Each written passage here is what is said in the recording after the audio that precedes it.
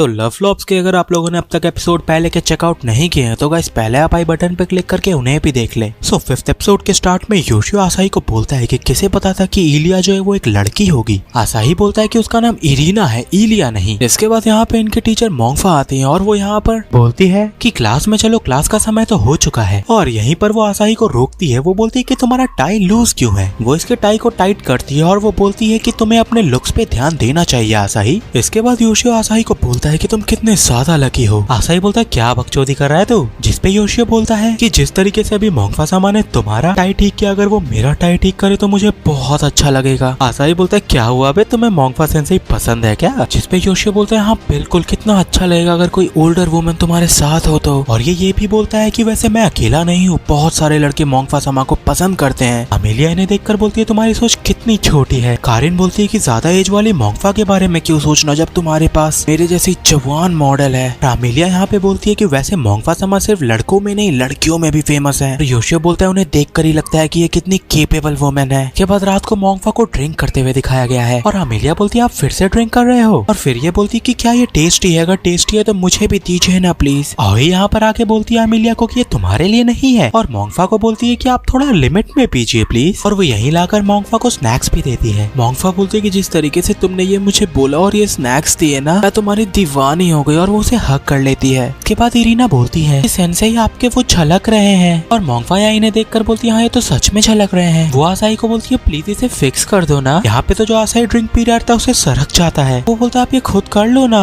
मोंगफा बोलती है मेरे दोनों हाथों में चीज भरे हुए, मैं कैसे करूँ। जिसपे आसाही बोलता है उन्हें नीचे रख के करो। मोंगफा आसाही को बोलती है कि अब मैं तुम्हें पनिश करूंगी और उस पे कूदने वाली रहती है, पर कारिन आके उसे पकड़ लेती है। कारिन बोलती है मौके का फायदा मत उठाइए आप। और यहाँ मोंगफा बोलती है तुम जल रही हो ना। और फिर वो सारी लड़कियों को घूम घूम कर हक करती है। वो बोलती है मैं तुम सबसे प्यार करती हूँ। वो बोलती है मुझे इस घर में समय बिताना बहुत पसंद है। फिर मोंगफा पास आउट कर जाती है और सोते हुए भी वो यही बोलती है कि मैं तुम सबसे प्यार करती हूँ। सही यहाँ पर एक ब्लैंकेट उड़ाने के बाद इसे अपने रूम में जाता है और वो देखता है कि इसके ब्लैंकेट में तो पहले से कोई है। वो यहाँ बोलता है मैंने तुम लोग को मना किया है ना। पर इस कंबल में से तो एक बंदा निकलता है और वो बोलता है तुम मेरे साथ चलोगे। और वो आसाही को बेहोश करके एक अलग ही जगह ले जाता है। आसाही की आंख एक अंधेरे कमरे में खुलती है। यहाँ पर स्क्रीन पे वो बंदा बोलता है कि मैं तो बिलीव नहीं कर सकता कि वो तुम्हारे लिए वहाँ से आई थी। लोगों ने आसाही को बांध कर रखा रहता है और इसके मुंह में भी कुछ लगा दिया रहता है। यहीं पर एक अलार्म बजने लगता है और एक बंदा आगे किडनैपर को बोलता है कि वो आ चुकी है। के बाद मोंगफा आसाही के रूम में पहुंच जाती है और वो आसाही के फेस से वो चीज हटा देती है जिससे वो बोल पाए। आसाही पूछता है आप यहाँ क्या कर रही हैं? और मोंगफा आसाही का फोटो खींचते हुए बोलती है मैं तुम्हें बचाने आई हूँ ना।